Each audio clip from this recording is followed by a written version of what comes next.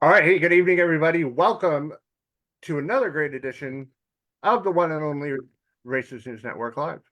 Um, Pete hopefully should be joining us sometime soon, maybe, possibly. He is working on the Vega, getting some final touches done to the EFI. And like I said, he should be joining us. Obviously, our guest BJ Masiello, Division One top dragster driver, is here. We're going to get to BJ in just a minute. A couple things I did want to hit on tonight. I completely forgot that this weekend at New Media is a national open and the divisional. And as everybody knows, for the divisional events in NHRA Division One, we do the guessing game, guess the correct number of entries. So normally I shut it off at midnight Friday night. This week I got to shut it off at Wednesday at midnight, just so it doesn't overlap into the National Open. So just want to let everybody know that.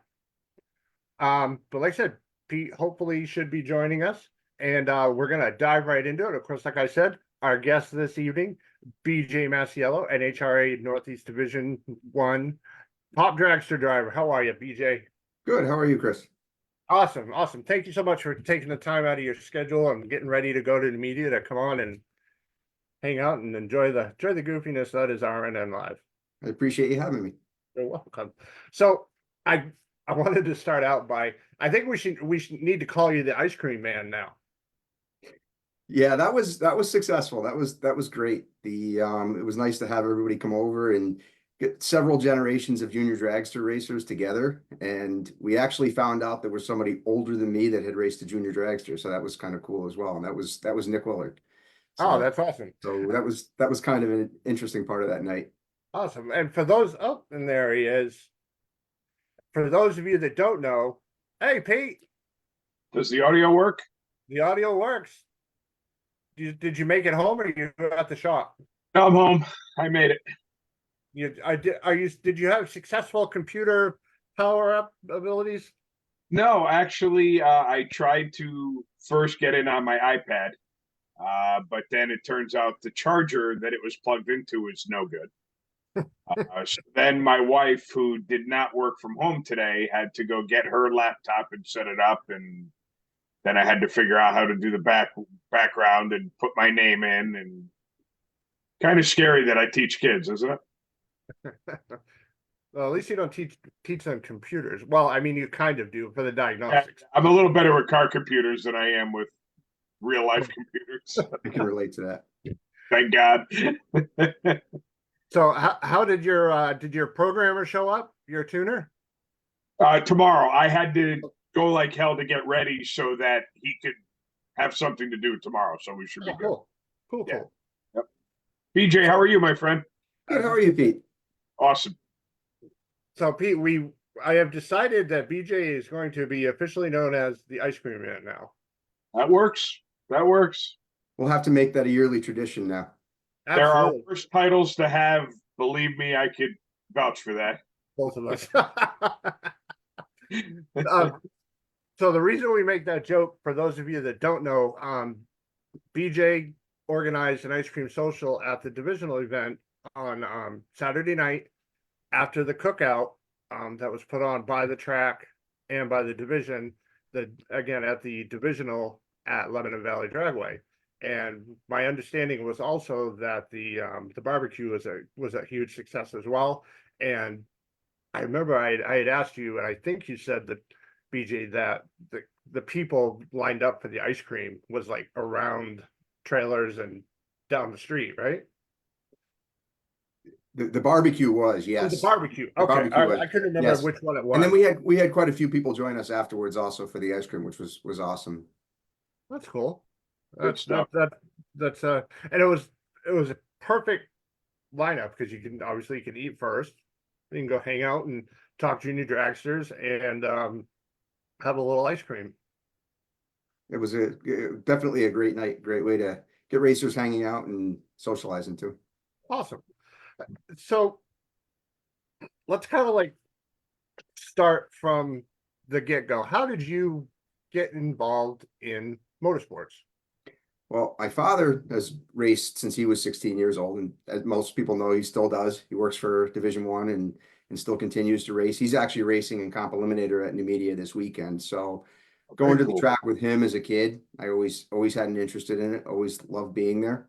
And when I was old enough to race, junior dragsters didn't quite exist yet, so I started off in go-karts. And then the junior dragster thing came around and decided to go from go-karts into the junior dragster thing, and did that for a few years before I aged out, and then got into licensing in my father's car at the time, and then put a bracket car together when I was in college and started racing, and then it kind of progressed from there, doing some bracket racing, and then the top dragster thing started to become big and started to kind of get interested in going a little bit faster. And as things go, kind of stepped up a little more over the years and to where we are now. Cool. Now, when you first started with the Top Dragster program, did you have something similar motor combination wise as to what you have now, or were you like naturally aspirated starting and then maybe nitrous or whatever? No, at the time, I had the same car that I have now. It's a 2006 Dan Page car. And when I built that car, really Top Dragster was not a thing in NHRA. So the engine that we put together was a 572 normally aspirated motor. And the plan was to bracket race. And we did some of the high dollar races. And then New England Dragway actually started a Top Dragster series. I believe it was in 2008. And when I started running those races, that's where I really kind of took the interest in the Top Dragster side of things. Put a little shot of nitrous on the car to try to keep up with everybody else. And, one thing leads to another. And again, like I said, you want to start going faster and faster. And then NHRA picked up with the Top Dragster. And that was when I kind of went from it took more interest in the Top Dragster racing versus the high dollar bracket racing, even though obviously both are still a lot of fun. But when I went to the Pro Charger combination, I'm a little bit more limited on the runs that I can make with the car. So I kind of had to make the commitment to the Top Dragster side of things. Cool. Very Good. cool. So what's the fastest you've been in the car? Have you gone below the maximum, I guess, but it would be the minimum? I've been 606 with the car. So I've You been have? below that minimum. I haven't hit that 5 second, Get thrown out minimum, thrown yeah. out club. And I want to stay away from that if at all possible. Yeah. So Lose all yeah, kinds of money, 606. but you get a nice little sticker from Mr. Mullen, so that's You good. do, and he reminds me of that regularly, but I told him I would rather not have that sticker on the car. And you get a letter as well, according to Freddie. So Yeah, right. So your father, as we know, works for D1. yes. And honestly, and not just because you're on the show, but you and your father are probably two of the most accommodating people I've ever met in my life. You're always willing to help and anyone that's in need, including me several times. How long has your dad worked for the division, and how long has he been certifying chassis? I don't know the exact number of years. He would have to chime in on that. I believe it was around 2016 or 2017 that he went to work Yep. for Division One, and it's in the last 3 or so years that he's been doing the chassis. So I talked to him. He did the chassis in my dragster up at Lebanon Valley, and he said he's knocking on 400 chassis certifications for this year. Yes, For this year. He's been staying very busy. Chris, what you just said was exactly what I said when he told me. I'm like, do you mean since you've been doing it? He's like, no, since the beginning of this year. Wow, that's a lot. That is a boatload of chassis. He stays very busy, that's for sure. And that's in addition to working the events, working his job, and also trying to race a little bit himself as well. Yep. So now you just started working for Lebanon Valley this year. Yes. Do you have any desire to follow in his footsteps, so to speak, as far as being able to certify chassis and stuff like that? I wouldn't rule anything out. Right now, I really am enjoying working with the Lebanon Valley staff. They have been beyond awesome in terms of being willing to mentor and teach. Anybody who knows Wayne and Derek Lobin and even Keith, who's the head starter, and everybody else there. I don't want to leave anybody out, but they have all been so willing to teach. And as a racer for so many years, you come in and there's that whole side of the sport that you really don't know.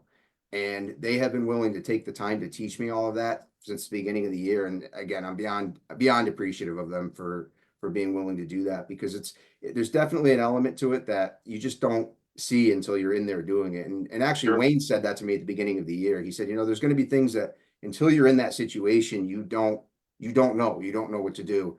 And once Right. you're there, then you can say, okay, this is how I need to handle that when it comes up. But it's been an awesome experience. And those guys have been so patient and so willing to teach, and I'm enjoying working with them so much that like I said, I wouldn't rule anything out down the road, but right now I like where I am. You're comfortable where you are, yeah. I am. Now, if you and I have talked about it in the past, I believe originally they told you that they needed help with tech inspection in the morning.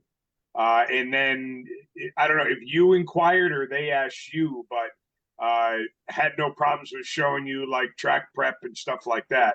Yes. Yeah. It did start as sort of the tech side of things. I think it was a little bit of both. I think I was interested in learning it, and they were happy to teach anything that somebody wanted to learn. And again, they had the patience to show me all of that. And I'm still learning a lot. It's unbelievable how much knowledge those guys have from so Yep. many years of doing this, that it's obviously takes time to absorb all of it. But Sure. it's been, I think anything that I've been open to learning, they've been open to teaching, which has been really cool. Very cool. Have you driven any of the equipment for prepping the track yet? Yes. They've got me running the tractors and doing some dragging and doing some sweeping and the scrubbers and most of the equipment there. I haven't got into the rotator yet. That was going to be my next question. That takes a little more finesse. I wanted to know if you've driven the beast yet. Not yet, huh? Not yet. No, that's something that driven it, but not actually operated it. That's something that takes a little more finesse to learn, and I'm sure we'll get to that point down the road. Awesome. So you're happy where you are, just learning from them and doing your thing. Absolutely. Awesome. And even, and one of the things I have to say is how appreciative I am of Wayne allowing me to still be able to race, giving me the time off, for example, this weekend to still be able to go and race and enjoy that side of it, and really, be able to be a racer, but also to be able to work for them and learn that part of the sport. Now, excuse me, do they have Top Dragster at both events this weekend? They do, yes. It's at the Open nice. and the divisional race.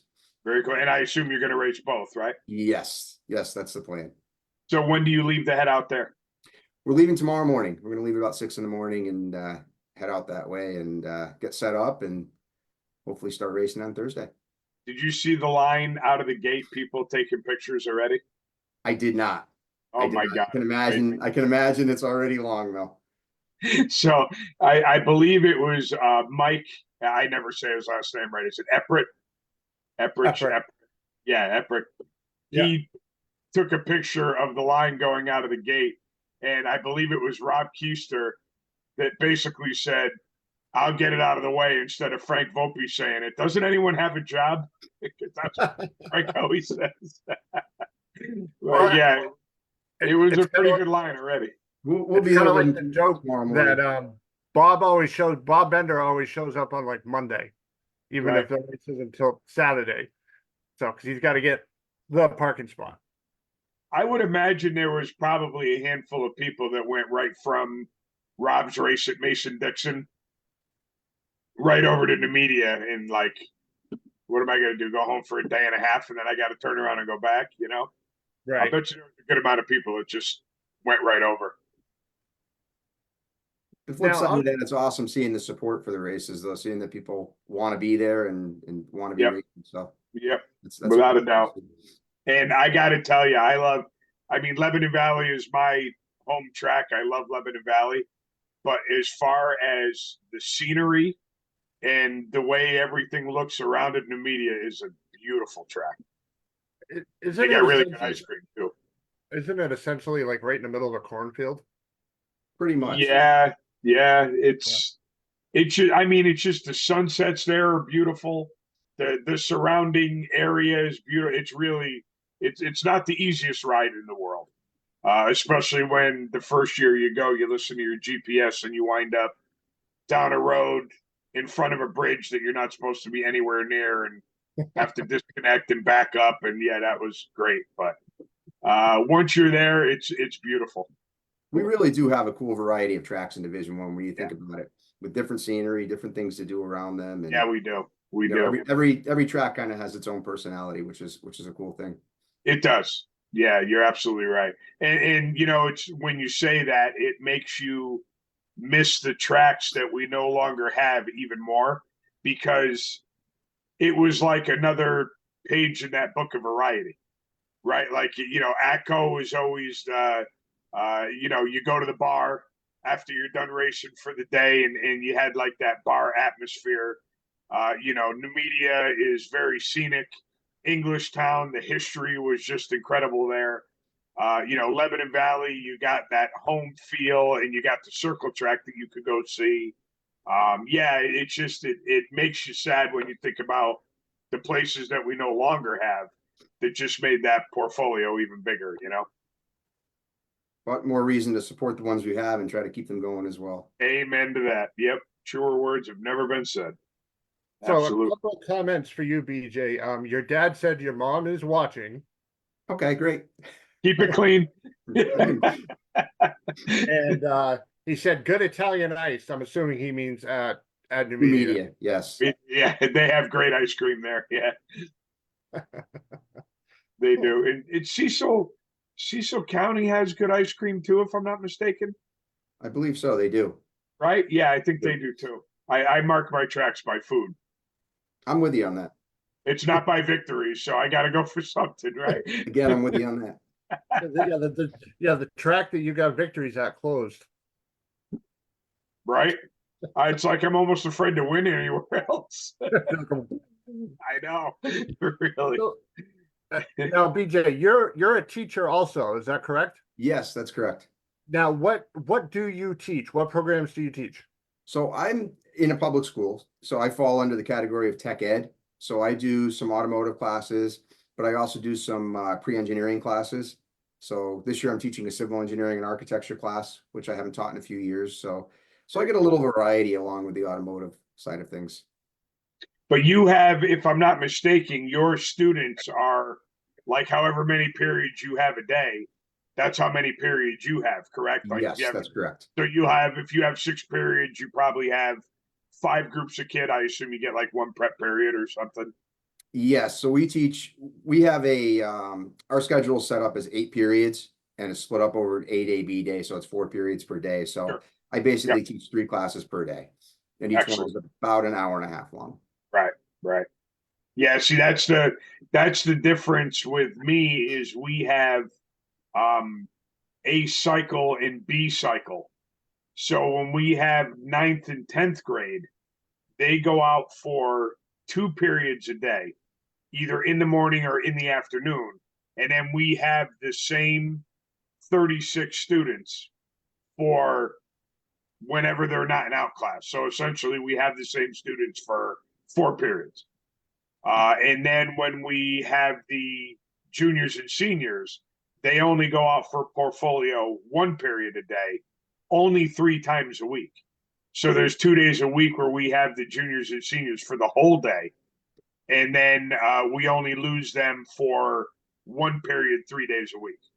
So That's nice to have that extra time. It's very nice, because I would imagine that you cycling through, in other words, I don't really feel pressured to teach any specific thing because I have so much time that I feel like, all right, you're not getting it. All right, who's not getting it? Raise your hand. Let's go over here, right? 3 or 4 of you, and let's break it down even further. And you guys go over there and start doing production work or whatever, and you could really spend your time. Whereas you got an hour and a half to try and drive the nail home. I mean, there's always tomorrow, but you could only push off tomorrow so many days. So. No, you're definitely limited on time. And then when you add in the cleanup and the setup and everything, it definitely it definitely makes it a little bit more challenging. But yeah, it also just makes us focus that much more too. Right. Now, do you guys have like theory work and then shop work? It's kind of mixed in. I run things as a rotation, so we'll have some students doing some theory stuff while other students are working in the shop, and then we kind of rotate through that. Nice. So they may they may get the shop before the theory or the other way around, depending on, Sure. on where they fall in the rotation. So Now, do you have another instructor with you, or is it just you? no, it's just me. So at least within my classes. So Right. it's it can be a lot to supervise, but it also is nice. It keeps you on your toes. How many kids in any given class? I can have up to 24 at one Wow. time. So it can be a lot. It can Oh, be yeah. a lot of different things going on at once and a lot of things to watch at one time, but Yeah, makes boy, it you talk about having to have definitely your head makes on a it definitely swivel, makes it interesting. Wow, that's impressive. Now, are you able to get your racing program involved in your classroom time at all? You know, bringing the car in to show it off to the It kids? comes Or... up in conversation. I haven't brought the car in, but that's something that I've considered doing down the road. I think it would make it would make it kind of interesting. The amount of time that we have as far as actually having them do anything on the car would be unlikely, but I do share experiences on that, which does open up some conversations, and I think that's a plus to that. Very cool. That's I awesome. actually one thing that pops into my mind is I teach 10th grade. A huge part of the curriculum is electrical.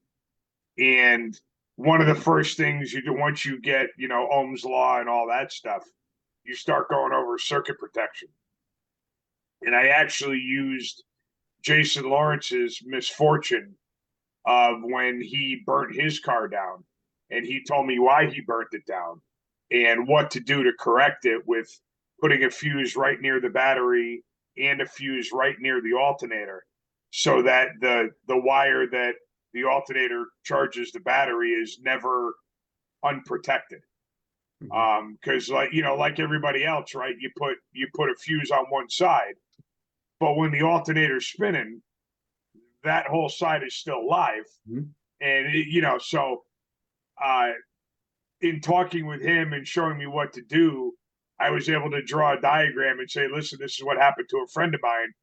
This is, what could we do to prevent that, and let them kind of use their brains and figure out where circuit protection would be the most, useful and protective. And yeah, I mean, you try and pull them in to whatever will get the point across while keeping them engaged is the big thing. Yeah, anything that's real hits home that much more. Any kind of story, any kind of a situation. When we do get the opportunity to bring in an outside vehicle, that's always a plus, because they get to see, a real scenario. And, Right. and we have donated cars, we learn on those, and Yep. but when we get to bring something in from the outside, there is always a realness to that comes with it. Sure. Do you guys have like an actual repair license, and do you bill out for doing outside work? We do not. No, that's something that we haven't gotten into, but again, we've talked about it for down the road as a possibility. Now, question for both of you, just because the automotive programs up here in New Hampshire are manufacturer associated. Are either of or both of your programs associated with Ford or Toyota or whatever? No. Mine is not. Ours is No. very general. We have a large number of students that take the class that actually go into other fields, and Yeah. they just take the background information that they've learned. So we don't get quite that specific. We do bring in schools that are affiliated. For example, Universal Technical Institute comes in, Lincoln Tech comes in. So they spend some time with the students, and the students that are interested in going further with it can continue with them. Oh, cool. Yeah, because like the high school that my son graduated here in Concord in New Hampshire, excuse me, they're associated with Ford, and like all of their juniors and seniors who go out to dealerships, they all go to Ford dealerships. Right. So they Yeah, don't. we Oh, go ahead. we Sorry. have a local community college, Gateway, which BJ, I'm sure you've heard of. Yes.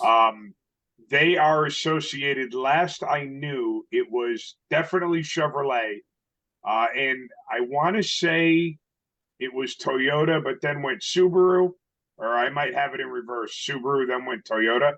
But yeah, we took a tour of Gateway, and I mean, when you're affiliated with a company like that, I mean, they had brand new Corvettes. They had their display for going around and recruiting kids out of high school is a brand new Silverado with a brand new aluminum open trailer with a brand new Corvette sitting on the open trailer. And that's what they drive around the schools with, and like, look, this is what we work on. But yeah, it's pretty impressive. Talk about a great way to get interest, though. Well, you're not kidding. You're not kidding. And listen, I do it too with the race car whenever we have exploratory. I don't know if you're familiar with exploratory or not, but every freshman that comes into school has to go through all 13 shops. And then once they go through all 13 shops, they pick their top 3. They go through them again. Then they pick their shop that they're going to finish the rest of their high school with.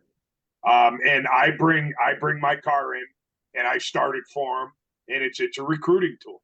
It's something that will pique their interest so that they want to take automotive. You got to put your pom-poms on and let them know why being in your shop for the next 4 years is going to be a benefit for your life, and you got to out hustle the other 12 shops. Cool. Now, as you know, Pete, obviously I'm big into the endurance road racing stuff, and I watch a lot of the videos from like Hyundai. They go around and they're recruiting kids to be engineers out of high school.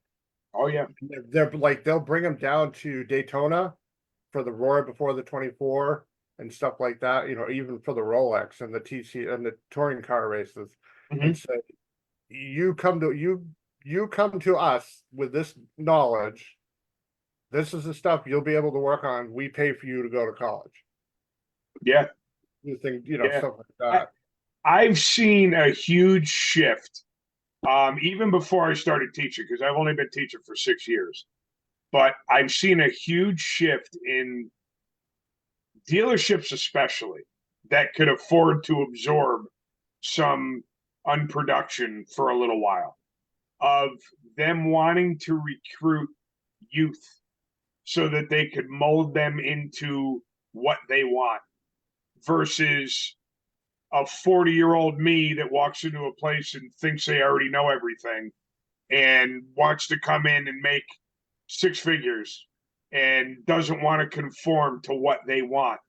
They would rather mold someone, pay for their schooling, because big companies like my shop, I couldn't do that because I have 2 people working for me, so I can't afford a salary for a couple of years of barely no production. It just, I don't generate that kind of money. But if you have a place or a company that has 20 employees plus, they can afford to do stuff like that. And we constantly have dealerships saying, give us your top 5, give us your top 3. Who are you interested in? They come in and they start talking to kids at the end of their sophomore year because they want to be on their radar. And they keep communicating with them throughout until they graduate. And it's impressive how much they're willing to invest to make an employee that they want to make, versus just going on, throwing an ad on Career Builder or something and hoping someone walks in. It's almost like a farm club for a sports team. Yeah, they're actually out knocking on the proverbial door to get these kids in. I will take a video and share it with you of the first day that I walked back into school, how many voicemails I have on my phone from employers that want to employ kids and reaching out to me. It's insane. It's crazy. And then you have people like me that send you the hybrid drive system videos. Yeah. Either way, it's entertaining. How do you do for job placement, BJ? Do you have people driving you crazy? Not a lot. And again, it's because of the contact hours that we haven't gotten to that point. We deal more directly with the post-secondary schools, and that's kind of the next step that they go to. Sure. It would be difficult for a student probably to leave with the number of hours that we have and go directly to work doing more than basic stuff, oil changes. And we do have some students that do that. Right. But if they really want to be in this field, I encourage them to do something past high school. So that would be Gateway's a great opportunity. Right. Lincoln Tech. Naugatuck Valley. There's others out there. Right. Excellent. Now, have you either of you guys had somebody go to like NASCAR Tech or something like that? No. I have not haven't. yet. I'm drawing a blank, and BJ, you could probably help me out with this. But what is the performance secondary school that comes around and talks to us all the time? Is that Is- UNOH, I- the Ohio thing? I'm not sure. I know, like I said, UTI has, and I think that's what Chris was referring to, has a NASCAR That's the one. program at Charlotte. So they do talk about that, but I haven't had any specific performance related schools come and talk to me. So I had one of my graduating seniors get accepted to that school. And I can tell you she was very excited when she got the acceptance letter. Don't know if she followed through and that's where she wound up going, but they come in every year and they talk to us. And that's always one of those things where when the presenter is done with his spiel, all the kids are like, yeah, I'm going to go work on race cars. And then after they leave and a couple of weeks go by and reality sets in, they kind of, brings them back down to earth a little bit. But yeah, I mean, I would love to be able to place some kids in the performance end of it, as long as they can make a living doing it. I think it'd be pretty cool. Awesome. Cool. All right, so BJ, I got a message from Ginny. You might have an idea of where this is going. She wanted to talk about the parachute. Okay, Yeah. we can talk about that. So, Guy. I am Make- just I Fake, in the you never hear the immortal end of it, right? in the immortal words of Lee Harvey you Oswald. never know what you're going to be famous for. So that was that's definitely had its moments. And actually, I have to say, I don't know if you guys know Zach Petroselli, who's a racer at Lebanon Valley, actually did a really cool drawing of it. He's an unbelievable artist, and so he kind of captured that whole moment too. But yeah, so it wasn't our brightest moment, but it's something that we've become kind of known for, and it was my own doing. I have a routine, or I try to have a routine when I get in the car. And one of the things I do once I put the jacket and the Hans on is I walk around to the back of the car and I pull the power on and I check the parachute cables. And I did not check the parachute cables on that run. And also I had my blow shield out of the car over the winter, and when I put it back in, it was pulling on one of the cables, so it was causing the sheath to be tight. So just a combination of those two things, the vibration from the burnout just allowed the pin to come out, and the Just parachute. enough. So those things, you can add that to the list of ways to at least not lose a race, but lose a run. And thankfully there were photographers on the other side of the wall that waved their arms and stopped me before I backed up, because we don't have radios. So it would have been, I would have backed over it. And that hurt you that particular weekend, because didn't you guys get plagued with weather? And that was Yes. your only qualifying shot? That was our only shot. So I was lucky that it wasn't a full field, so I was able to get Field, placed on the right. back of the field. So I was back of the bottom of the sheet, and we were still able to race. We guessed on a dial-in, and we were a little off on it, but those things happen. So If I remember right, didn't Brian Connery did the same thing? I don't know if it was that weekend. he did it, I believe, in eliminations, and I think he did it on the run actually. His Oh, actually opened, I think, when the car left the starting lane. So So again, I am just the patsy on that one. That's all. no, that's okay. That's okay. Hey, maybe somebody can learn from it and avoid being in that scenario. So Well, like Tina said, if you can't win, be spectacular. That's right. and there's truth to that, I guess. And nothing personal, Tina, but I'm just gonna pick on you for a minute now, because obviously you're listening. You did it spectacularly at Maple Grove. It was Maple Grove, yes. Yeah. Poor Tina. That was definitely spectacular. That's for sure. Not necessarily in a good way, but it was spectacular. Hey, if you're gonna go big, man. Yeah. Yeah. Yeah. I mean, like Jared just said, you're definitely not the first one that's happened to. It almost seems like once an event, you see someone shoot, rattle out, doing a burnout or something, or deploy as soon as they leave the starting line. It happens. And I Jared think was right on top of it too with getting me to not run it over. And also one of the first things he said to me was, it's not a full field to put you at the bottom of the ladder. So that idea of, oh, did I just DNQ? Right. Put your mind at ease. At least Yeah. alleviated that. So that was nice that he thought to say that right in that moment. So Yeah, no doubt. I think Jay Blake's car last year, I was either last year or the year before at New England for the divisional event. One of the crewmen was running around the back of the car and he like accidentally shouldered one of the parachutes when I think when Phil was pulling it up to the line, and same thing, luckily it was before the green went, and poof, out came the parachute. Right. So It happens. And like you said, you could find a new way to screw up a run. Seems like every time you go out and race, right? And I'm sure I'll continue to find new ways. yeah. Hopefully not too soon, but I'm sure it's going to happen. Yeah, no doubt. So, BJ, what does the rest of your season look like as far as racing goes? So I'm going to run New Media this weekend. I'm going to run the double, and then we're going to run Epping, and that will probably be it for the year. I don't think I'm going to go to Virginia. It falls during that time of the school year where things are just too busy. Yep. So we probably will not run that one. So I'm looking at probably those two races, and then Awesome. start getting ready for next year. All right, good. Well, with any kind of luck, we'll be racing together at Epping, so that's a good thing. That's awesome. Awesome. So who helps you out with your program? well, I have Mike Harkin Engineering, who has come on as a sponsor a few years ago, and he's been awesome. Not just from a financial standpoint, but from really a cheerleading standpoint. Even when we have a bad weekend, I'll get a text at the end of the weekend listing off all the things that went well, which is a really cool Oh, that's thing. cool. Very cool. I've got obviously my mother and father help out in multiple different ways. I've got a friend of mine, Ken Jasmine, who has become kind of my car chief.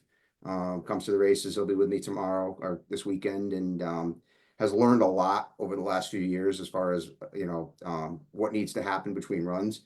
We get back from a run, and by the time I get the fire pants off, he's got the plugs out of it. He's got the battery charger on it. Things are already happening. So that's a huge plus with a car like that. His brother Spencer actually is coming with us this weekend. He's starting to learn some things. So that's big. And then on the bigger picture, it's worth mentioning, since we're talking about Top Dragster, Bobby Votilla and Tommy Tape. If it wasn't for him, I don't know if we would have Top Dragster in Division 1. So obviously he's the sponsor for Top Dragster and Top Sportsman. So I can't say how much I appreciate everything that he does. And he does it for just the love of the sport and the love of these classes. So yep. It's a really, really important part of it. Awesome. Good stuff. Tell us a little bit. I flip-flop the order that I normally ask these questions, but especially the motor combo. Tell us a little bit about it, because I'm curious as to what it takes to make a dragster tickle the fives. So it's a 540 cubic inch big block Chevrolet. It's got a centrifugal supercharger, a Pro Charger on it, which is F1X12 is the identification on the supercharger. Off the top of my head, I actually don't even know a lot of the specs on it. We make just shy of 30 pounds of boost with it. Wow. So it definitely makes power by accident. We actually have to pull quite a bit of timing out to keep from going faster than the 6 flat or the 610 minimums. Right. So it's really, really efficient combination that works well. It's not, knock on wood, not hard on parts for the most part. We had a learning curve early on, more so with transmission stuff than we did with engine stuff. And actually, that's another name that I should mention is, and I know he's a sponsor. Chris from TSR was awesome with helping us figure some of that stuff out, and really spent a lot of time helping me figure out what was causing our transmission issues. So it's a little tough on driveline parts. You have to stay on top of it, but other than that, it really, really works well. Now, do you deal mostly with Craig or Chris? I'm sorry? Do you deal mostly with Craig or Chris at TSR? I've dealt more with Chris directly, Chris? Yeah. and Will and Craig also from time to time. Kind of whoever answers the phone. Those guys are all pretty knowledgeable. So I'll talk to whoever picks the phone up when I call there. Yeah, they're a great group. They really are. When we were having trouble at New Media a couple of years ago, he actually came over and spent a couple hours at my trailer, going through things with the transmission and trying to sort things out. And really was determined to try to figure out what the cause of the issues were. And we did. Between him and I, we ended up sorting it out, and it was a minor thing, and we fixed it, and it's been good since. So Very cool. They helped you out last year at the triples a little bit. They too. did. I mean, it's like literally the first time I ever met him. I was having an issue with a trans brake solenoid, and he just said, "Pull it out. Let me see it." He gave me a special wrench to take it out. He was feeling it. He's like, "Yeah, it's got a little hitch in it." He gave me another one.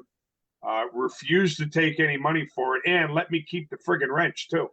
I'm like, "Here." He's like, "No, I got a bunch of them. Keep them. You might need it someday." So, I mean, they're about as accommodating as could be. A good group of people. Yep, no doubt. No doubt. Very cool. BJ, do you run on alcohol? mine's on alcohol. Yes. Dry block or wet? No, it's a wet block. Wet It's really just a Dart Big M. Yep. It's a kind of uncommon in that sense. A lot of the motors, a lot of these combinations are tall deck, raised cam. This is Yep. a regular standard cam, 9/8 deck motor, but it so far has worked really well. We do run aluminum rods in it, so there's some maintenance involved with that, and that's Sure. part of why we watch our run count. But What do you put on those? About 50 passes? I'll go to 60 or maybe 65 at the most. And there's different schools of thought. Depending on who you ask, they'll give you different numbers to what Right. you can go to.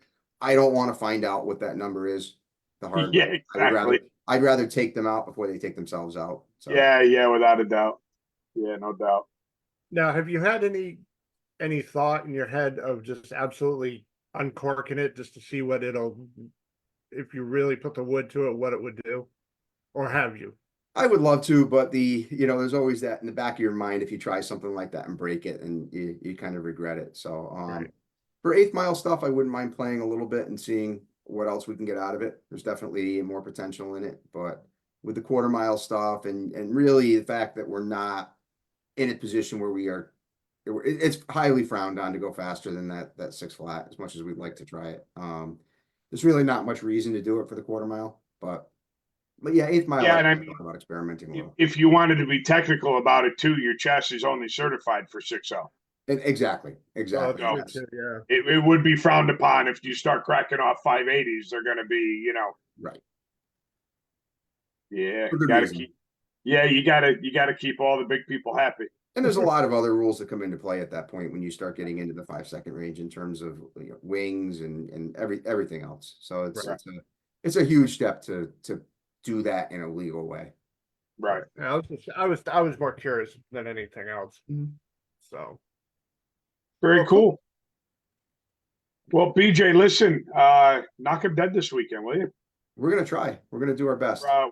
We'll definitely be tuning in. We'll be watching. Thank you. I'm heading down south on Thursday, but I have internet down there, so I'll be tuning in and seeing how you guys are doing. I wish you the best of luck. Thank you very much. If Thank you see Dad, tell him hi for me too, please. I will definitely do that. So Awesome. he'll be, like I said, he'll be racing a little bit himself too this weekend. So Good for him. That's he gets awesome. to have some fun too. Cool. So all right, BJ. Well, thank you very much for your time. I really appreciate it. And like Pete said, best of luck this weekend, and we'll see you at New England. thank you. I appreciate you having me. All right, man. Have a Our great pleasure. night. Have a good night, guys. Take All care, right, bud. goodbye now. We'll All see right, BJ Masiello, our guest for the evening tonight. So, a couple of things I already mentioned about the guessing game is going to end at Wednesday night, midnight this week, just because I forgot about it being a double weekend you. Double right. at New Media. As everybody knows, normally I run it till midnight Friday, but it's going to run till midnight tomorrow night, Wednesday night. If they did the race in the order they normally did, you'd still be able to do that. But they switched it up this year, and they're doing the divisional first and then the open. Right. That's why. And I double checked with Steve Rhodes just to make sure, because I had read something and I wasn't. It didn't sound like the person was 100% sure, so I checked into it. And I'm like, all right, just to make sure. I checked with him, and he said, "Yeah, that's the order." And I said, "Okay, cool." So yeah, so like I said, the guessing game ends at midnight tomorrow night. and we'll should have the winner by Saturday, depending on how everything goes. Yeah. Pete, Gonna- Devco, well, It's go going to ahead. be interesting to see. Like, I'd be curious if we'd be able to get the numbers for the divisional versus the open. If the numbers are going to go up for the open just because it falls on the weekend part of it. I can check into that. I mean, With- I don't know that the open is as desirable to run as the divisional is. I'm wondering if they switched it because they're hoping to give the open race more traction. I don't know. It's kind of funky how they're doing it, but if they're changing it up for a reason, it's kind of cool to see that they're working with it. All right. I like to think I know about the grade point system, but I really don't know that much about it. Now, Okay. all right, Pete, let's say you're gonna go run like you did last year, the year before, whatever it was, Sure. the open and the divisional. Yep. You get a grade point for each one, or That's you only correct. get, Well, okay. let me. I gotta stop myself in saying that because it's been so long since I've run an open. I don't know if an open still counts for a grade point, but I'm a betting person and I would bet yes. So technically, for one toe, you're going to get 2 grade points. All right, because I know a bunch of the guys, like Sean Lanigan went up to Napierville, which is another race I want to talk about. Yeah. CDM Racing probably switched in case of weather being an issue in completing the divisional versus the open, which is Possible. Yeah. legit possibility. Yeah. Yeah. I mean, I guess if they're going to pull the plug on an event, maybe they'd rather pull it on the open versus the divisional. I don't know. I hate saying stuff like that without knowing for sure, but it would make sense if the open got delayed because of weather, and then all of a sudden they either had to hurry up the divisional or didn't have time to run it at all. Yeah, that's actually a very good point. Starting with the divisional, so you've got that much extra leeway. Right. Looking into the fog bank down the road there, a lot of the people that run, I'm assuming anyways, a lot of people that run the open at Numidia tend to run the Dutch.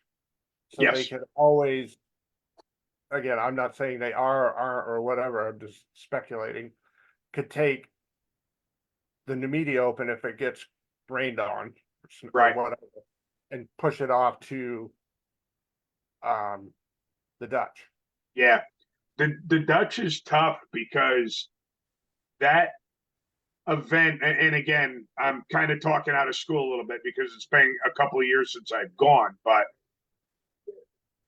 forgive my comparison, but the Dutch is the definition of 10 pounds of poop in a 5-pound bag. I mean, they have so many things going on there, or at least they always used to be like that. That if they had a half a day of rain or if they had to carry over a race from another event, it's just like, my God, they got so much stuff going on during the Dutch. Right, because they have the regular Dutch Open events, plus they have a Hemi shootout, correct? And yep, they always had the Hemi shootout, and then they have, because of the time of year, they have people doing record runs like crazy because of the track and the air. Right. You know, if you're going to go fast, you're going to go fast at the Dutch at Maple Grove. That's for sure. Right. So yeah, they always have a lot of stuff going on there. Now I know Sean Lanigan and his dad went up to Napierville. Yep. To try and get some grade points, and they actually had success. And I guess they ran, according to his dad, they ran really, really good. A lot of people are saying that Glenn and his team up north, the open events up there are run like you dream about, like you racers dream about. Nice. Never. I drove in the parking lot there once. Ironically, I had a dragster that I sold. And the guy lived in Canada and he paid me extra money to deliver it to him. And I drove into the parking lot there, and rolled the car out, rolled it in his trailer, counted the money, and left. That's the closest I've been. But I hear a lot of good stuff about the event. Lots of cars. Yep. Good payouts.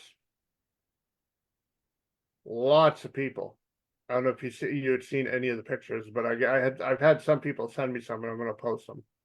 Okay, Lots of people in the stands. nice. Lots of people on the starting line. Track prep was like On point. what you guys as racers dream about. Right. And it was just a good time. Yeah, I mean the only thing like obviously I was at the Lebanon Valley Divisional. The only thing that I would have liked to have seen at that divisional was more people in the stands. And I know with the weather, it obviously puts a big damper on putting people in the stands, but So hot. I mean, the track was on point, the personnel's on point, had a really good car count. You know that the track makes a good buck on putting butts in the stands, both with just the admission and concessions and all that other stuff. I would love to look at a weather forecast for a Lebanon Valley Divisional and just see a good solid 3 or 4 day forecast. It seems like the beginning of time with that event, they just never catch a break with the weather. Sunny, 75, and a ever so slight breeze blowing from the tower to the top end. I mean, listen, you're never going to see 75 in July. Oh, I know. You could But dream. 85 in dry would be awesome, right? Our goal was to stay for the cookout, and Right. then that's the main reason why Elijah went with me. He wanted to eat at the barbecue, Yep. and then he wanted to get his ice cream afterwards. Right. And he didn't leave Sue's office the entire day except to go get something to eat at the concession. He sat in the AC. Yeah, it was rough. I mean, I tested my car there on Thursday, and Yeah. I mean, and Thursday, I believe, was the most dealable day out of the whole time they ran the race as far as heat and humidity. And when I tell you I got out of the car and you could have taken my shirt off and wrung it out. And then when I think about what the forecast was like for Saturday and Sunday and what those poor friggin' races were going through, it's like, oh my God, it was just hot and nasty. It was, I mean, as you know, we almost turned around Saturday morning and just said the hell with it and went home. Right. But because you were driving in the rain. yeah, it was pouring ass rain over here. Yep. And we got there, and of course there was just by the time we got to like Bennington, it was sunny. But the temperature, like as we drove, I was sitting there watching the temperature gauge, the outside temperature just go up. Yeah, right. We got to the track, and he kept texting me all day. It's 94. It's 96. 100. It's 108 with a heat index. Can we go home now? Right. 3,000% humidity. We made it to 5:00, right as they're getting ready to call it a day. And then I went into the tower, plugged my battery in to charge for a little while, and waddled over to the other side. And I'm like, "How hungry are you?" He's like, "Not very." I mean, the heat. You listen. It's you hate to be a stick in the mud, but the heat just beats you up. And could you imagine the people that work there?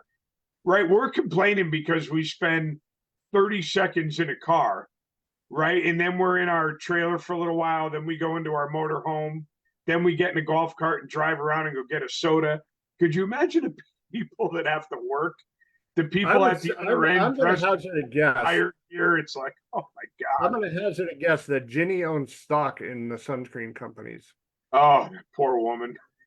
It's crazy. It is crazy. But yeah, I mean, I couldn't imagine. I mean, I was cruising up and down the lanes taking pictures and stuff, and I just I can't. I have nothing but pity on you guys having to wear all that. I mean, I understand why you have to, obviously, but having all that equipment on it being that freaking hot. Yeah, I mean, like I said, the equipment being on, you could get over it.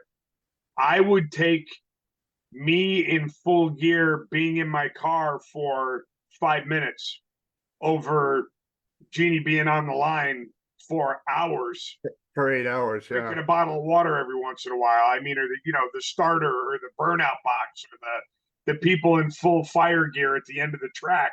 It's like, holy Christ. I Yeah. can't even, I could get out of the car and pour cold water over my head and I'm back. Right. These poor guys, I mean, they were, she's directing people down the lane. She can't go hide out under a tree for half an hour.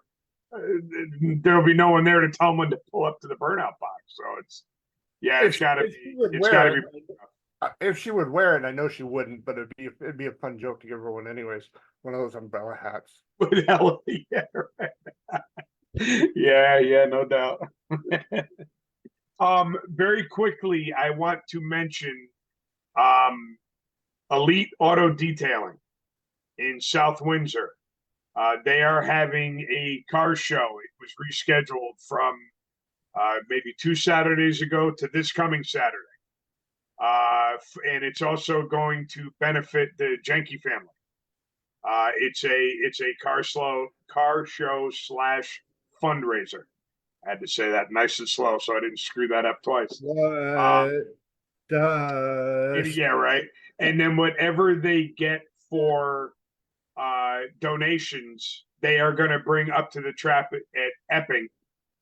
They're going to give them to us, and then we're going to figure out how to get it down to the Jenke family. So I have been told that Hong Lee Jr. should be at the divisional at New England, and cool. Megan Smith and her dad should, barring any issues, be at the divisional at New England. Awesome. Her dad is in communication with Meredith and Gavin 2, 3, 4 times a week. So that might be our way of getting it from point A to point B. Awesome. Yeah, that would be fantastic. So I wanted to mention that, and then I want to personally mention we had a loss of a Lebanon Valley racer / friend / mom / whatever you could call her. This one kind of hits me a little bit because I've known her for so many years. Lori Gagnon, she kicked cancer's ass for a long time. She fought really, really hard. And she had passed yesterday morning, I believe it was. Obviously, we're all thinking about Kristen, her daughter, and Jimmy, her husband, and the rest of the family. But I haven't gone to Lebanon Valley that much the last couple of years, but no joke, one of the things that I looked forward to the most when I went up there was seeing Lori and getting a hug from her. There's 2 people I absolutely love to hug when I'm up at Lebanon Valley. Lori is one of them, and Jeannie is the other. You could always just count on a hug from them 2. And when I was in my early 20s racing up there every week, Lori always looked out for me. If I drove a different car, she would open up the door and tell me to be careful. Just an absolute sweetheart, and she's going to be missed. So I just wanted to give a little mention to that and let the family know that we're thinking about it. A celebration of life will be held on August 17th, 2024 at their Norgo Farm, 895 Winchester Road, Norfolk. I honestly have no idea what state. I'm assuming Connecticut. Yeah, I'm not sure. Unfortunately, I'm going to be, I shouldn't say unfortunately, but I'm going to be at the Epping. That's the weekend of the Epping Divisional. Yeah. I would definitely like to see how the day goes, and where the location is, because honestly, if I could finish up racing, hop in the truck and drive there, I probably will. Just, she's just a sweetheart. I mean, I don't know what else to say. Right. So again, it's going to be at the Norgo Farm, 895 Winchester Road, Norfolk, from 1 to 5 p.m. The Montano Shea Funeral Home in Winstead is in charge of all the arrangements. That is on the obituary is on our page, and I'm sure somebody listening knows where that is, because I don't. I believe Jeannie said yes, it is in Connecticut. Connecticut. Okay. Thank you, Jeannie. Before we cut out, two things. Nessa raced this past weekend. Yes, they did. How about Mike Fitz? He's like friggin' father time, isn't he? I've said this I to him, always- and I've said it to a lot of people. Every time I look at that car, all I can think of is 70s vintage pro stock. Yeah, yep. He, every time I think, maybe I'm getting too old to do this, and then I see him just go out there and make it look easy, and I'm like, there's still hope for us. He is awesome. I remember a lot of the Fitz family from when I was a little kid. I want to say it was Dennis Fitz. When I at New England again, when I Yeah. were talking, when I was like 8 or 10 years old. So if I'm not mistaken, I believe Mike Fitz's father managed or ran or operated Connecticut Dragway. I believe you are correct, sir. A little bit of RNN history for you. There we go. Another thing, sorry, bear with me for just 1 second. I gotta get back to where I was. You said two things, and you I said lied. one. 3. Mid-Atlantic.90 had their inaugural race this past weekend. I don't have all the results. I did message Rob to get him. I mean, obviously he's busy. It doesn't always work out that I get stuff. It's somewhere on my page, and I just can't. I'm fogged in today. I know a couple. I know Heath. Chase won day one in Super Comp. Yep. I know Neil Vaccaro runnered up in Super Street on one of the days in Super Comp. I feel like I saw Tom Goldman qualified number one on one of the days. Then He hurt, so I might get the order wrong, but I'm pretty sure he hurt a motor, replaced it, and then came out and qualified number one, if I'm not mistaken. Or I might be the other way around. Maybe he qualified number one and then hurt the motor or something. all right, now you're making me have to look. Well, this is strictly me going by memory, and I don't really have one. So That's what I'm saying. You're making me look. how about did I see Max Starks won best engineering at the Open in Yes. Canada? Yes. Again, he just won. Didn't he win best appearing or best engineered at the divisional at Lebanon Valley too? Might have been best appearing. Well, But I I got to tell you, that car is a work of art. So whatever it wins, it deserves. That's for sure. All right. All right. I have race number 4 for Mid-Atlantic.90 in Super Comp. The one and only Don Bangs, Super Gas in his new hot rod. That should be all about, I have to say. Yeah. Yeah. Is it even new anymore? He's already got more wins than me. The car's been out for 15 minutes. I hate him. Well, he hates you, but he loves you all at the same time. Yeah, exactly. He hates to love you, but he loves to hate you. Yeah, right. Ain't that the truth? Of course, talking about Keith Mares, Super Street, Jeremy Stoker, and I believe he also runs with the oh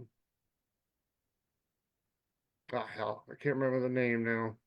Bill Cohen's group, when they run the index group, Right. does that. Let's see.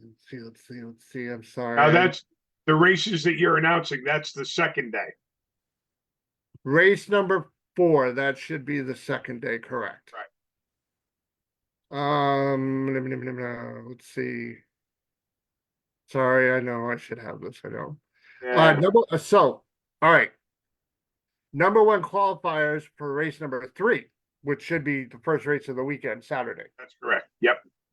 Supercom. Of course, this is Mid-Atlantic .90 Association again at Mason-Dixon, their first visit, and apparently the track was very happy. The car count, I was told, was a little slim, Little light, right? .90 wise, but they had, I think Rob said they had Pro and Super Pro there, so that helped boost the car count for the day in general. So again, number 1 qualifier, race number 3. Thanks to Scott's Auto Body and Jay's Automotive, Supercomp, Tony Barrett, Supergas, Tom Goldman, Okay. Super Street, Scott Lang.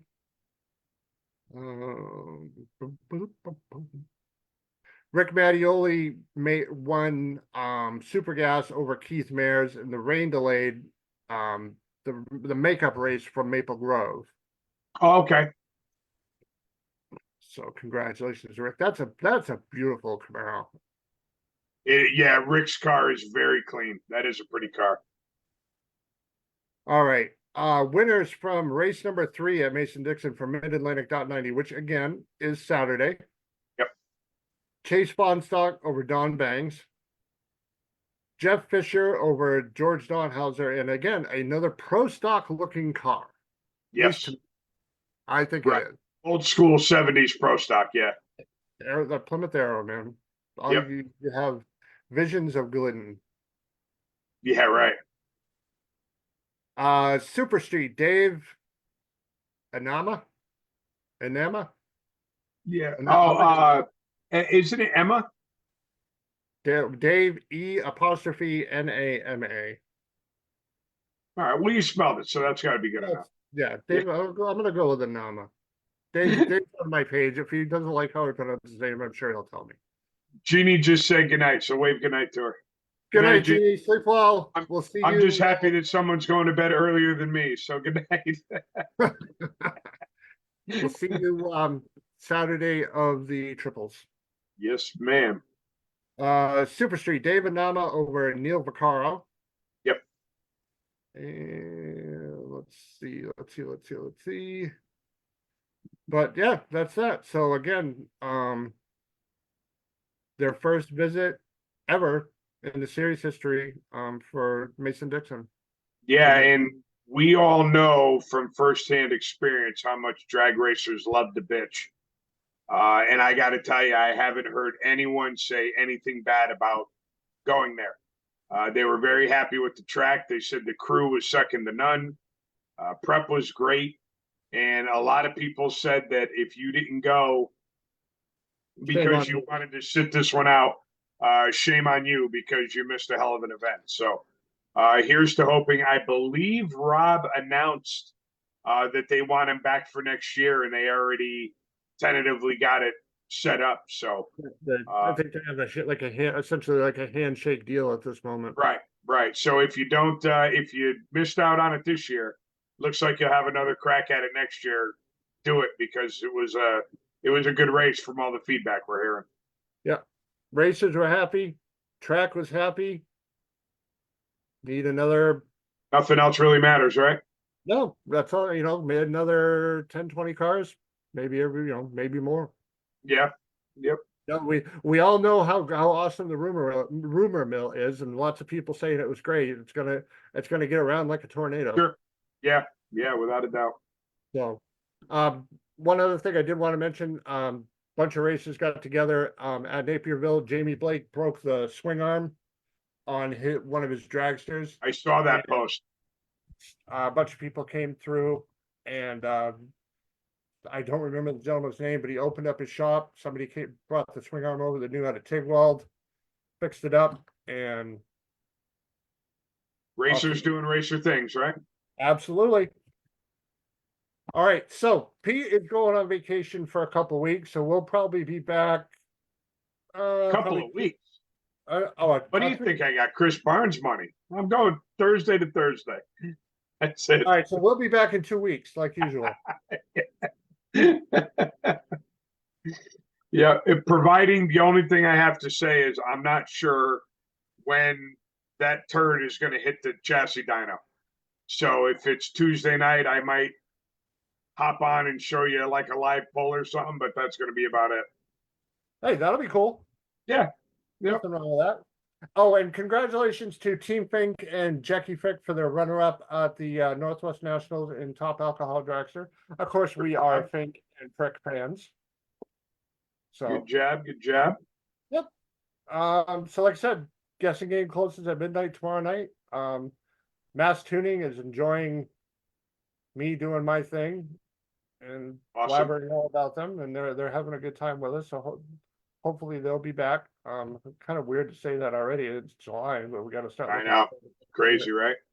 Especially with goofy things that we do. Yeah. And So don't forget, Elite Auto Detailing, South Windsor, car show benefit. And the next time you go to a racetrack, grab someone that works there, shake their hand, or give them a hug. Yep. Let them know how much you appreciate them. Don't slap them. Well, it's something like that. So if you get away with it, go ahead. If you feel the need to slap, No, see him. I hear slapping studs your growth. We can't do that. Yeah, I don't have to worry about it. Most of them can't reach this high. Whereas you're All like, right, everybody. Have a good couple of weeks and good night. you're down. Shut up, stupid. All right, everybody. Have a great night, Pete. Enjoy your break. And I know I'll be bugging you anyways. So You know where to find me. absolutely. See you All right, guys. guys. Have a great night. BJ, thank you for coming on and hanging out with us. Hope everybody had fun, because I know we did. And as they say in the old country, Dad is all she wrote. Or good night. All right, have a great night, everybody. Talk to you later. Bye-bye. If you're racing this weekend at the media at the divisional and or the open, please have a good time and enjoy yourself. Drive safely, race safely. Be good. See you.